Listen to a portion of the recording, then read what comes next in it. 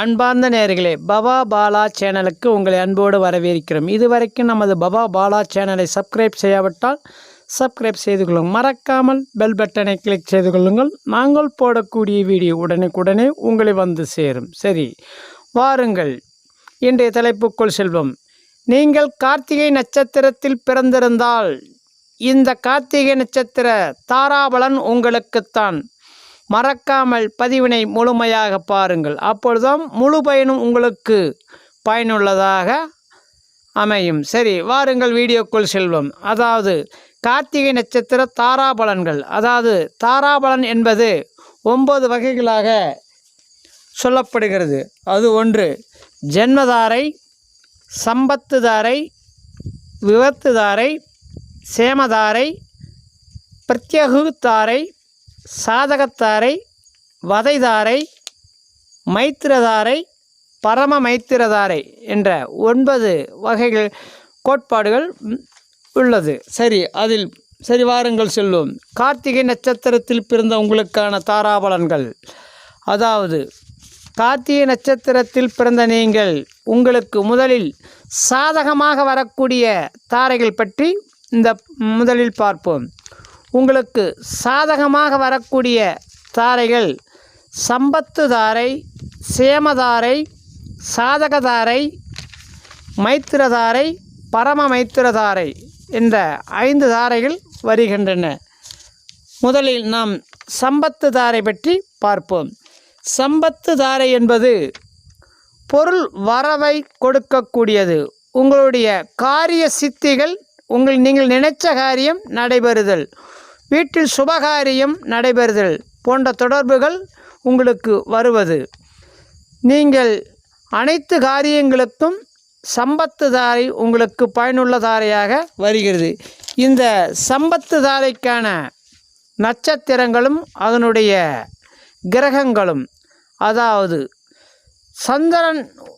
சந்திரன் இந்த சம்பத்துதாரைக்கு வருவதனால் திங்கட்கிழமை ரோகிணி, அஸ்தம், திருவோணம் ஆகிய நட்சத்திரங்களில் உங்களுக்கு பொருள் வரவும் உங்களுடைய காரிய சித்தியும் சுபகாரிய நிகழ்ச்சிகளும் தொடர்பான செயல்களும் எல்லாம் கைகூடும். அதற்கு அடுத்தபடியாக நாம் பார்க்க இருக்கும் தாரை சேமதாரை. சேமதாரை என்பது நம்மளுடைய உடல் ஆரோக்கியத்தையும் நம் மகிழ்ச்சியையும் குறிக்கக்கூடிய தாரையாக வருகிறது. இந்த சேமதாரை வரக்கூடிய நட்சத்திரமும் அதுக்குரிய கிரகங்களும் அதுக்குரிய கிழமைகளும், அதாவது இந்த சேமதாரைக்கு உங்களுக்கு ராகுவுடைய நட்சத்திரமான திருவாதிரை, சுவாதி, சதயம் நட்சத்திரம் வருகிறது.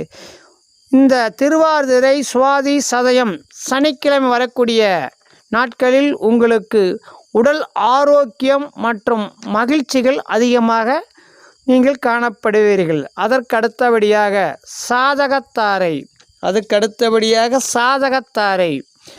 சாதகத்தாரை என்பது எண்ணம், நாம் நினைத்த எண்ணம் ஈடேறுதல், நம் முயற்சிகள் வெற்றி அடைதல், நாம் நினைச்ச காரியம் கைகூடுதல், நாம் செய்யும் செயல்கள் நமக்கு சாதகமாக அமைவதை சாதகத்தாரைகள் என்று கூறுவார்கள்.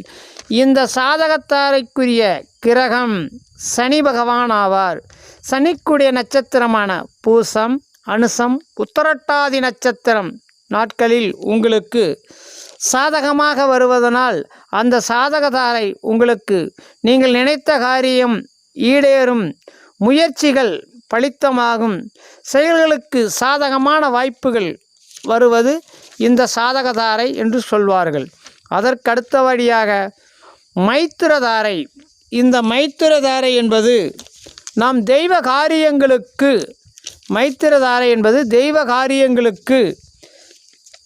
காரியங்களுக்கு புதிய முயற்சிகள், புதிய செயல்களுக்கெல்லாம் இந்த மைத்திரதாரை தாரையாக வருகிறது. இந்த மைத்திரதாரைக்கான கிரகம் கேது பகவான் ஆவார். அதாவது அஸ்வினி, மகம், மூலம் ஆகிய நட்சத்திரத்துக்கு அதிபதியான கேது பகவான் வரக்கூடிய நட்சத்திரத்தன்று நீங்கள் உங்களுக்கு தெய்வ காரியங்களும் புதிய முயற்சிகளும் நீங்கள் புதிய முயற்சிகள் செய்தால் வெற்றி கிடைக்கும். இதைத்தான் மைத்திரதாரை என்று கூறுவார்கள்.